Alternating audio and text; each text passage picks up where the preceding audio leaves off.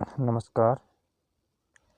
जैसे कि हम कक्षा 12 की ज्योग्राफी की जो पुस्तक है माध्यमिक शिक्षा बोर्ड अजमेर, जिसके 2 या 1 लेसन एक पाठ जो हमेशा करवा रहे हैं। तो आज का जो हमारा पाठ है कक्षा 12 का 5 नंबर, जनसंख्या, प्रवास एवं मानव विकास।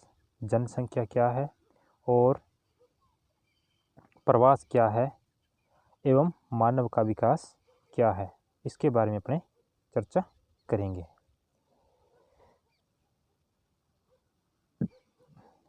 तो स्टार्ट करते हैं। Number 1 question. पहली जो परिभाषा जो ज़्यादातर पूछी जाएगी या 1 नंबर की जो परिभाषा है पूछ सकता है आपसे, जो इम्पोर्टेंट भी है, महत्वपूर्ण है। बोग ने प्रवास की क्या परिभाषा दी है। प्रवास क्या होता है? जब एक स्थान से कोई व्यक्ति एक स्थान को छोड़कर दूसरे स्थान पर चला जाता है तो वो क्या कहलाता है? प्रवास कहलाता है। तो ये बोग महोदय ने जो परिभाषा दी है वो देखिए। बोग के अनुसार एक मानव समुदाय या समूह, एक पूरा का पूरा मानव समुदाय या कुछ व्यक्तियों का समूह द्वारा अपने स्थान को, यानी कि जिस स्थान पर वह रह रहा था, को त्याग कर, अर्थात उस स्थान को छोड़कर किसी अन्य स्थान पर जाकर रहना या बसना ही प्रवसन कहलाता है। प्रवसन और प्रवास एक ही है, दोनों शब्दों का मतलब, यानी कि यहाँ मैंने प्रवसन लिख दिया और परीक्षा में भी ऐसा आ सकता है। तो दोबारा देखिए, ये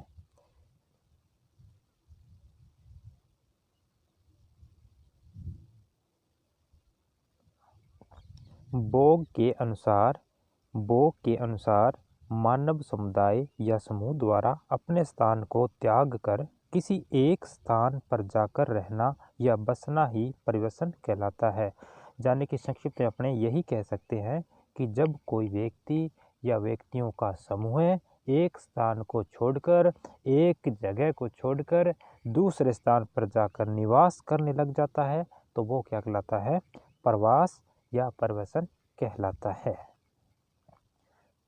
आगे का क्वेश्चन। अब ये जो छोटा आधे नंबर का जो क्वेश्चन है वह पूछ सकता है, वो कौन सा है? प्रवास के कितने भेद हैं? प्रवास के कितने भेद हैं? तो देखो, प्रवास के कितने भेद हैं? उत्तर यहाँ मैंने बराबर लगाना, बराबर नहीं लगा पाया था। प्रवास के कितने भेद हैं? तो ये देखो, प्रवास के 2 भेद है। ये डी लिखा गया है, मिस प्रिंटिंग हो गई है। ये 2 भेद है। प्रवास के कितने भेद माने गए हैं? 2 भेद माने गए हैं। एक तो है, एक मिनट भी,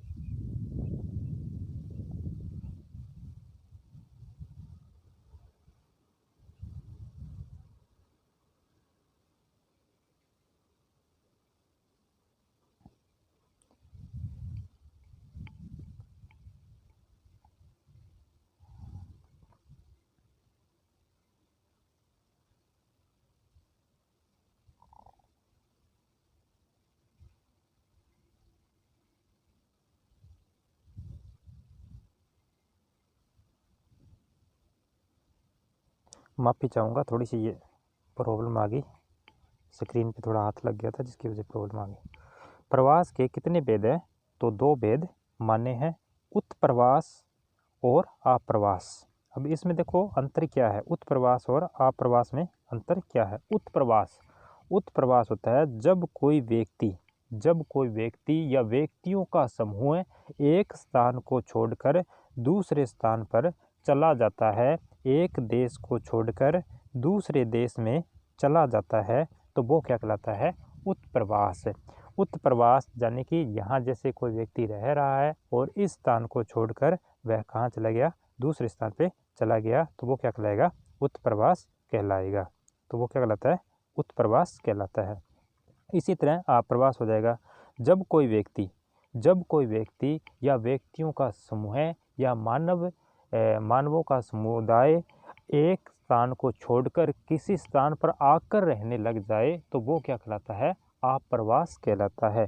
जैसे कि मान लो कि हम अपने गंगानगर ज़िले में रह रहे हैं और गंगानगर ज़िले के अंदर बीकानेर से कोई व्यक्ति आकर रहने लग जाए तो बीकानेर से जब वो चल के व्यक्ति यहाँ आगे बीकानेर से जब चला है तो वहाँ बीकानेर वालों के लिए हो गया उत्प्रवास, और अपने यहाँ के जब जो व्यक्ति रहा है तो वो क्या हो गया, आप्रवास। जैसे गंगानगर वहाँ बीकानेर से चला तो वो क्या था, उत्प्रवास। बीकानेर वालों के लिए तो क्या था, उत्प्रवास। और वह व्यक्ति जब यहाँ आके रहा गंगानगर जिले के अंदर तो वो क्या कहलाया था, आप्रवास। अर्थात गंगानगर जिले में आके वह व्यक्ति रहने लग गया था तो वो क्या कहलाएगा, आप्रवास। तो आगे क्वेश्चन देखिए, उत्प्रवास और आप्रवास में अंतर। उत्प्रवास किसे कहते हैं, उत्प्रवास जैसे मैंने समझा दिया आपको, उत्प्रवास क्या कहलाता है, जब कोई व्यक्ति एक स्थान को छोड़कर दूसरे स्थान पर चला जाता है तो वह क्या कहलाता है, उत्प्रवास कहलाता है। स्थानांतरण की वह प्रक्रिया जिसमें मानव जाति द्वारा एक स्थलीय भाग को छोड़कर अन्य स्थलीय भाग में जाकर रहना, अर्थात एक स्थलीय भाग वह एक राज्य भी हो सकता है, एक राज्य से दूसरे राज्य में जा सकते हैं, एक शहर भी हो सकता है, एक शहर से दूसरे शहर में भी जा सकते हैं, एक महाद्वीप हो सकता है, एक महाद्वीप से दूसरे महाद्वीप में भी जा सकते हैं, एक देश भी हो सकता है, एक देश को छोड़कर दूसरे देश में जा सकते हैं, तो वह क्या कहलाएगा, स्थलीय उत्प्रवास। छोड़कर अन्य स्थलीय भाग में जाकर रहना या निवास करना उत्प्रवास कहलाता है। एक स्थान को छोड़कर दूसरे स्थान पर जाके रहना या एक स्थलीय भाग को छोड़कर दूसरे स्थलीय भाग पर जाके रहना तो वह क्या कहलाएगा, उत्प्रवास। उत्प्रवास कहाँ होता है, उत्प्रवास सबसे ज़्यादा कौन से देशों से होता है, उत्प्रवास उन देशों के अंदर होता है जो विकासशील देश हैं, जो देश अपना अभी विकास कर रहे हैं, विकास जिनका पूर्ण तौर पर हो नहीं पाया है, तो वह देश क्या कहलाएंगे, विकासशील। और विकासशील देशों से विकसित राष्ट्रों के अंदर लोग काम की तलाश में, रोजगार की तलाश में वहाँ जाते हैं। जैसे कि भारत देश से कनाडा जाके रहना, तो वो क्या कहलाएगा, उत्प्रवास।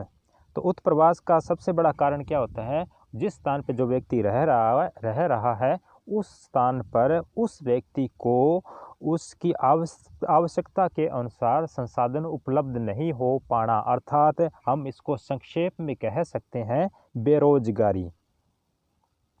तो एक बार फिर से देख लीजिए इसको, स्थानांतरण अर्थात स्थान में अंतर लाने वाली वह प्रक्रिया जो एक स्थान को छोड़कर, एक महाद्वीप को छोड़कर दूसरे महाद्वीप में जाकर रहे, एक देश को छोड़कर दूसरे देश में जाकर रहे, तो वह क्या कहलाएगा, उत्प्रवास कहलाता है। आप्रवास वही प्रक्रिया जब कोई व्यक्ति बीकानेर से या हनुमानगढ़ से या अपने पास के जो जितने भी जिले, झुंझुनू है, चूरू है, या पंजाब से राजस्थान में आ जाए तो वो वहाँ आके रहने लग जाए तो वह क्या कहलाएगा। जैसे बीकानेर से कोई व्यक्ति चल के आया है और वह व्यक्ति गंगानगर ज़िले में आके रहने लग गया, या कोई व्यक्ति जैसे बाराखंडी से सातकंडी में आके रहने लग गया, कोई व्यक्ति रावड़ा मंडी से आके सातडील में आके रहने लग गया, तो वह क्या कहलाएगा, आप्रवासन या आप्रवासी। तो ये देखो परिभाषा देख लो पहले, थोड़ा फिर समझ लेंगे अपने साथ के साथ। आप्रवासन या आप्रवासी जब मानव जाति किसी अन्य स्थान से या मानव जाति का समूह या समुदाय एक स्थान से किसी प्रदेश में आकर रहते हैं, अर्थात किसी बाहर के क्षेत्र से जिस मूल स्थान पर वह आएंगे तो वो क्या कहलाएगा, आप्रवास। वह आप्रवासन या आप्रवास कहलाता है। जैसे बीकानेर से कोई व्यक्ति चल के गंगानगर में आया है, जैसे बीकानेर से वो चला है, वहाँ की संख्या घटी है, तो वहाँ के जो लोग, वहाँ की जो भूस्थलीय स्थिति है वहाँ के लिए तो वह हो गया उत्प्रवास, और वह गंगानगर में आके जब रहा है तो वहाँ के लिए क्या हो गया, आप्रवासन या आप्रवास। विकसित देशों में यह प्रक्रिया ज़्यादा होती है, विकसित देशों के अंदर यह प्रक्रिया ज़्यादा होती है। क्यों होती है विकसित देशों के अंदर आप्रवास क्यों ज़्यादा होता है, क्योंकि वहाँ मूलभूत आवश्यकताओं के जो संसाधन हैं प्रचुर मात्रा में उपलब्ध होते हैं, इसलिए जो विकासशील राष्ट्र है उन देशों से विकसित राष्ट्रों के अंदर जो लोग हैं जाके रहते हैं, तो वो क्या कहलाएगा? आप्रवास। तो इसके अंदर देखो विकसित राष्ट्र में आ जाएगा Canada, America, Italy, France, England,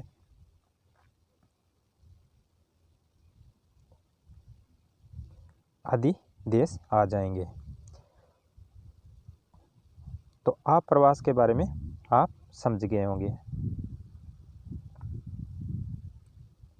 आगे देखो, स्थानांतरण के प्रकार कौन कौन से हैं? स्थानांतरण कितने प्रकार का होता है? स्थानांतरण तो वैसे काफ़ी प्रकार का है, कई प्रकार का है, लेकिन कुछ जो मुख्य प्रकार हैं वह आपको मैं बताऊंगा। एक गली से दूसरी गली में भी स्थानांतरण हो जाता है। एक घर से अगर दूसरा वो पड़ोसी के घर चला गया वो भी तो स्थानांतरण हो जाएगा। एक गांव से दूसरे गांव में चला गया वह भी स्थानांतरण हो जाएगा। एक शहर से दूसरे शहर में चला गया वह भी स्थानांतरण हो जाएगा। एक जिला छोड़कर दूसरे जिले में चला गया तो भी वह स्थानांतरण हो जाएगा। लेकिन अपने स्थलीय भाग, एक स्थलीय भाग का दूसरे स्थलीय भाग में परिवर्तन होना ही क्या कहलाता है? स्थानांतरण कहलाता है। अब देखो, अंतर महाद्वीपीय स्थानांतरण, एक महाद्वीप को छोड़कर कोई मानव समुदाय या कोई मानव दूसरे महाद्वीप में जाकर निवास करता है तो वह क्या कहलाता है? अंतर महाद्वीपीय विस्थापन कहलाता है, या प्रवासन कहलाता है, या स्थानांतरण कहलाता है। विस्थापन आ जाए, स्थानांतरण आ जाए, प्रवासन आ जाए तो वो क्या, उसका मतलब क्या होगा? स्थानांतरण ही होगा। इसमें जो छात्र हैं वो कंफ्यूज न हो।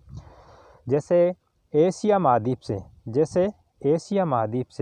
कोई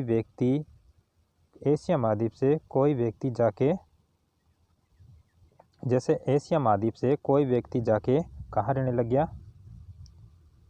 एशिया महाद्वीप से कोई व्यक्ति जाके कनाडा कौन से महाद्वीप में आता है? उत्तरी अमेरिका में। तो महाद्वीपीय परिवर्तन हो गया। अंतर्राज्यीय स्थानांतरण, जब अंतर्राष्ट्रीय एक राष्ट्र से दूसरे राष्ट्र के अंदर जब कोई व्यक्ति या व्यक्तियों का समूह जाकर निवास करता है तो वह क्या कहलाता है? अंतर्राष्ट्रीय स्थानांतरण कहलाता है। अंतर्राज्यीय स्थानांतरण, जब एक राज्य से दूसरे राज्य के अंदर कोई व्यक्ति जाके निवास करता है तो वह क्या कहलाएगा? अंतर्राज्यीय स्थानांतरण। अंतर्राज्यीय, देखो इसका अगर अपने संधि विच्छेद करेंगे तो उसमें अपने देखो दो राज्यों के बीच अंतर लाने वाला, जैसे राजस्थान का कोई व्यक्ति है वह पंजाब, हरियाणा या अन्य किसी राज्य में जाकर रहेगा तो वह क्या कहलाएगा? अंतर्राज्यीय स्थानांतरण। स्थानीय स्थानांतरण, जैसे रावड़ा मंडी से गड़साना जाके रहना। स्थानीय देखो, एक गांव से भी दूसरे गांव में हो सकता है, एक शहर से दूसरे शहर में भी हो सकता है, एक अपने नगर से दूसरे नगर में भी हो सकता है, तो वह क्या कहलाएगा? स्थानीय स्थानांतरण कहलाएगा। स्थानीय स्थानांतरण, जैसे कोई रावड़ा मंडी से गड़साना जाके रहने लग गया, जैसे रावड़ा मंडी से कोई व्यक्ति गया है तो उसके लिए वो क्या हो जाएगा? उत्प्रवास, और वह जब गड़साना गया है तो वो क्या हो जाएगा? आप्रवास। स्थानीय स्थानांतरण के प्रकार, देखो एक तो दीर्घकालीन स्थानांतरण होता है, एक तो दीर्घकालीन लंबे समय के लिए, बड़े समय के लिए जो स्थानांतरण होता है, जैसे कोई व्यक्ति यहाँ से कनाडा गया 3 साल बाद, 4 साल बाद, 7 साल बाद वापस लौट के आए तो वह क्या कहलाएगा? दीर्घकालीन स्थानांतरण कहलाएगा। तो उस ऐसे स्थानांतरण को क्या कहेंगे? दीर्घकालीन स्थानांतरण। और अगर कोई व्यक्ति,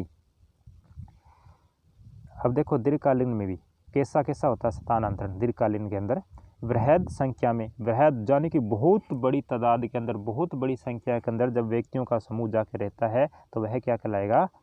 दीर्घकालीन स्थानांतरण का वृहद संख्या में। और एक होगा मध्यम संख्या में, यानी कि मध्यम संख्या में जब जाएं, और एक होता है अल्प संख्या में, काफ़ी कम मात्रा में जो लोग जाएं वह क्या कहलाएगा? अल्प संख्या के अंदर। दैनिक स्थानांतरण, दैनिक स्थानांतरण के बारे में आप समझ गए होंगे। दैनिक स्थानांतरण क्या होता है? एक दिन के अंदर होने वाला स्थानांतरण क्या कहलाएगा? दैनिक स्थानांतरण कहलाता है।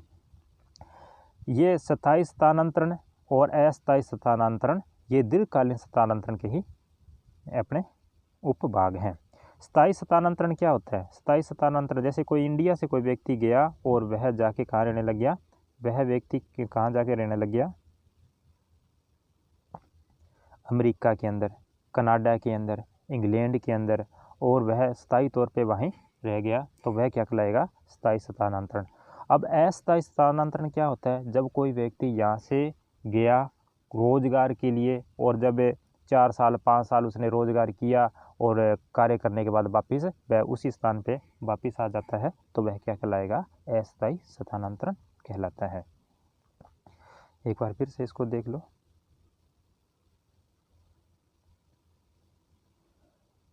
स्थानांतरण के दो तरह के बड़े स्थानांतरण माने जाते हैं। स्थानांतरण के प्रकार कितने माने जाते हैं? 2 प्रकार के स्थानांतरण माने जाते हैं जो बड़े पैमाने पे होते हैं। वैसे संक्षिप्त छोटे रूप में तो होते रहते हैं, एक गांव से दूसरे गांव में, एक नगर से दूसरे नगर में ये स्थानांतरण होते रहते हैं, लेकिन जो बड़े पैमाने पे जो स्थानांतरण माने जाते हैं वो देखिए। अंतर्राष्ट्रीय स्थानांतरण व अंतर्देशीय स्थानांतरण। अंतर्राष्ट्रीय एक राष्ट्र से दूसरे राष्ट्र के अंदर जाके रहना, वह क्या कहलाएगा? अंतर्राष्ट्रीय। जैसे पाकिस्तान से कोई व्यक्ति अपने चला गया अमेरिका, जैसे भारत से कोई व्यक्ति इंग्लैंड चला गया, चीन चला गया, चीन में तो भैया मचाना कोरोना है। अंतर्देशीय एक देश से दूसरे देश के अंदर परिवर्तन लाने वाला स्थानांतरण क्या कहलाएगा? अंतर्देशीय। जैसे श्रीलंका से कोई व्यक्ति भारत आके रहने लग गया और भारत से कोई व्यक्ति बांग्लादेश चला गया, नेपाल चला गया, तो एक देश से दूसरे देश के अंदर जो परिवर्तन आता है तो वह परिवर्तन क्या कहलाता है? से अंतर्देशीय स्थानांतरण। अर्थात 2 देशों के बीच में अंतर लाने वाला जो स्थानांतरण है वह क्या कहलाएगा? अंतर्देशीय स्थानांतरण कहलाता है। आगे का क्वेश्चन, प्रवास के परिणाम क्या होते हैं? ये तो आप ये देखो बिल्कुल ही आसान है। प्रवास के परिणाम क्या होते हैं? प्रवास के प्रकार, अब जिसमें जो 4 जो इम्पोर्टेंट बिंदु लिए हैं मैंने, प्रवास के जो प्रकार हैं या प्रकार अपने पढ़ लिए। परिणाम, जनसंख्या का संतुलन बिगड़ जाता है। जनसंख्या का क्या बिगड़ जाता है? संतुलन बिगड़ जाता है। क्यों बिगड़ जाता है भाई? जब प्रवास हो गया है तो उसका जो संतुलन कैसे बिगड़ जाएगा? जैसे किसी विकासशील देश के अंदर जो बेरोजगार लोग थे वह विकसित राष्ट्र के अंदर जाके रोजगार प्राप्त करने के लिए गए और वहाँ जाके अपने उन्होंने रोजगार लिया, रोजगार भी उनको मिल गया, लेकिन वहाँ जो बदलाव क्या आया? चेंजिंग क्या आई? यहाँ से वो गए, यहाँ से उनका उत्प्रवास हुआ है, वहाँ की जो जनसंख्या क्या हो गई? ऋणात्मक हो गई, अर्थात वहाँ की जो जनसंख्या है घट गई, और जहाँ जाकर वो रहने लगे वहाँ की जो जनसंख्या क्या हो गई? बढ़ गई, अर्थात धनात्मक हो गई, प्लस में आ गई। तो फिर क्या हुआ? क्या प्रभाव पड़ा वहाँ के लोगों पे, वहाँ के देश पर? क्या हुआ? जनसंख्या का संतुलन वहाँ बिगड़ गया। जनसंख्या का संतुलन क्या हुआ? वहाँ बिगड़ गया। दूसरा देखो इसके अंदर, प्रवास से संस्कृति का प्रसार होता है। जैसे भारतीय लोग पहले क्या पहनते थे? धोती कुर्ता ये पहनते थे ना, औरतें घघरा वगैरह पहनती थी, और धीरे धीरे जो अपने जो अंग्रेज लोग आए थे उन्होंने क्या किया? अपनी संस्कृति का विस्तार किया यहाँ, और यहाँ के लोग क्या करने लग गए? पैंट शर्ट वगैरह भी पहनने लग गए, और जो अंग्रेज़ों की जो कल्चर है वो अपनाने लग गए। तो एक राष्ट्र से दूसरे राष्ट्र की जो संस्कृति है वो उस देश के अंदर या उस राष्ट्र के अंदर फैल जाती है, जहाँ जाके वो प्रवास होता है। एक देश की जो वेशभूषा है, रहन सहन, खान पान उस क्षेत्र में बदल जाता है। पहले देखो भारतीय लोग एक देहाती लोगों की तरह रहते थे, और जैसे जब अंग्रेज लोग आए तो अंग्रेज़ों ने क्या किया? अपनी वेशभूषा का जो रूप है वहाँ छोड़ा, और अंग्रेज़ों की तरह जो भारतीय लोग हैं वह रहने लगे, तो उनकी वेशभूषा के अंदर जो अंतर आ गया, उनके जो खान पान है उसमें भी अंतर आ गया। आज देखो लोग पहले घरों के अंदर जो वस्तुएं बनाई जाती थी, खीर है, हलवा वगैरह है, ये बनाया जाता था। और आज देखो मॉडर्न ज़माना हो गया, मैगी का ज़माना है, नूडल का ज़माना है। ये ज़माना कौन लेके आया? एक व्यक्ति जब दूसरे व्यक्ति के पास है, या एक समुदाय दूसरे समुदाय के पास गया, या शहरी वर्ग से जैसे हम संपर्क में आए, तो इस तरह से क्या हुआ, दोनों वहाँ का जो पहनावा है या वहाँ की जो वेशभूषा है, वहाँ का जो खान पान है, उन लोगों ने एक्सेप्ट कर लिया, स्वीकार कर लिया। प्रवास से कई समस्याएं बढ़ती हैं। प्रवास से क्या होता है? कई समस्याएं बढ़ती हैं। जब वहाँ जैसे किसी व्यक्ति के किसी देश के अंदर या किसी शहर के अंदर या किसी राज्य के अंदर कम लोगों को रोज़गार देने के लिए संसाधन है, और लोग वहाँ जाके क्या हो गए? बढ़ गए तो उनको भी तो रोज़गार देना पड़ेगा ना। रोज़गार वहाँ जाके जब उन्होंने प्राप्त किया तो वह जाने 100 व्यक्तियों के लिए रोज़गार था। अब चले गए वहाँ कितने? 300 लोग, 400 लोग, हज़ारों लोग, लाखों लोग। तो क्या हुआ? क्या प्रभाव होगा इसका? निर्धनता, अर्थात गरीबी बढ़ेगी, गरीबी जैसी समस्याएं पैदा हो जाती है। एक बार इसका स्क्रीनशॉट ले सकते हैं।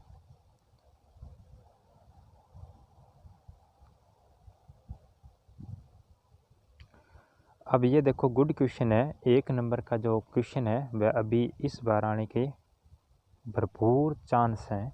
छोटा क्वेश्चन आएगा, और ये जीके के लिए, बीएसटीसी के लिए, रीट के लिए जो कैंडिडेट्स तैयारी कर रहे हैं उसमें भी ये क्वेश्चन काफ़ी बार पूछा जाता है। तो इम्पोर्टेंट, महत्वपूर्ण मानकर इसको मैंने इसमें सेलेक्ट किया है। भारत में मानव विकास सूचकांक पर टिप्पणी लिखिए। तो भारत को सूचकांक रिपोर्ट के आधार पर मध्यम वर्ग में रखा गया है, ना ही तो उच्च लेवल में रखा गया है, ना ही लो लेवल के अंदर रखा गया है। यानी कि ना ही उच्च वर्ग में रखा गया है और ना ही कम लेवल के अंदर रखा गया है। 186 देशों की श्रेणी के अंदर 186 देशों की श्रेणी है, उसके अंदर भारत का जो स्थान है 138वां रखा गया है। भारत का केरल जो राज्य है 0.700 स्थान के साथ प्रथम स्थान पर है। इसके बाद दिल्ली, हिमाचल प्रदेश, गोवा, पंजाब राज्य आते हैं। अब ये देखिए दोबारा,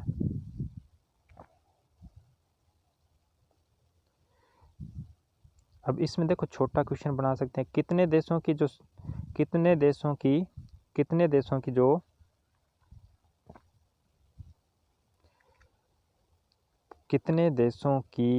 श्रेणी थी उसमें भारत का स्थान 138वां था। तो 186 देशों की भारत का स्थान कौन सा था? तो 138वां। और ये पूछ ले सबसे जो सर्वोच्च स्थान है कौन से राज्य को दिया गया था? वह दिया गया था केरल को। कितना दिया गया था? 0.700। और उसके बाद कौन कौन से राज्य आते हैं? उसके बाद कौन कौन से राज्य आते हैं? प्रथम स्थान तो देखो केरल का हो गया। इसके बाद दिल्ली, हिमाचल प्रदेश, गोवा, दोबारा देख लीजिए, पहले केरल आ जाएगा, उसके बाद दिल्ली, हिमाचल प्रदेश, गोवा व पंजाब राज्य आते हैं। अब देखो, केरल का स्थान सर्वोच्च होना उच्च शिक्षा दर को दर्शाता है, इसीलिए वहाँ उच्च शिक्षा है, और उच्च शिक्षा जहाँ होगी तो वहाँ के लोगों का जो विकास है वह ज़्यादा होगा। लोग अंधविश्वासों में नहीं रहेंगे, लड़कियों की संख्या ज़्यादा होगी, लिंगानुपात ज़्यादा होगा, लड़कियों का बराबरी का दर्जा दिया जाएगा और उन्हें पुरुष के बराबर समझा जाएगा। तो एक बार ये फिर से देख लो, इम्पोर्टेंट है ये पूरा का पूरा।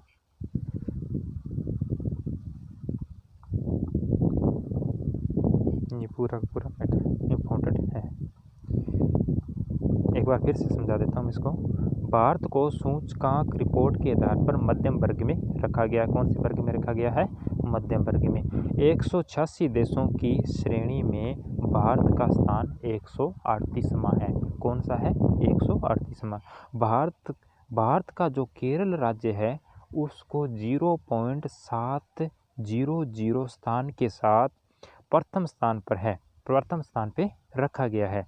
इसके बाद दिल्ली का स्थान आता है, फिर हिमाचल प्रदेश का, गोवा व पंजाब राज्य आते हैं। केरल का जो सर्वोच्च होना किसको दर्शाता है? उच्च शिक्षा दर को दर्शाता है।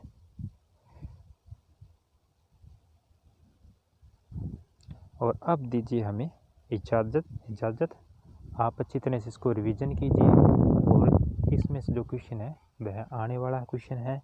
और इस चैनल को अगर आप कहीं भी थोड़ा बहुत अगर 10% भी मेरे पढ़ाए जाने से संतुष्ट हैं तो आप चैनल को सब्सक्राइब कर दीजिए और जो घंटे का बटन है वह दबा दीजिए, लाइक भी कर दीजिए और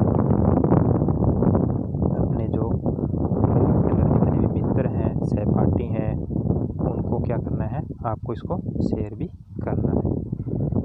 तो मैं अब आपसे इजाज़त चाहूँगा। कल इसी समय एक न्यू वीडियो के साथ मिलेंगे। तब तक सेफ रहें, घर पे रहें और सुरक्षित रहें। खुद भी समझें और मित्रों को भी समझाएं और अपने आसपास के लोगों को भी समझाएं, क्योंकि कोरोना जो बीमारी है वह काफ़ी खतरनाक बीमारी है। इसका बचाव ही उपाय है और उसका कोई उपाय नहीं। तो धन्यवाद जो आपने इतना समय सुना।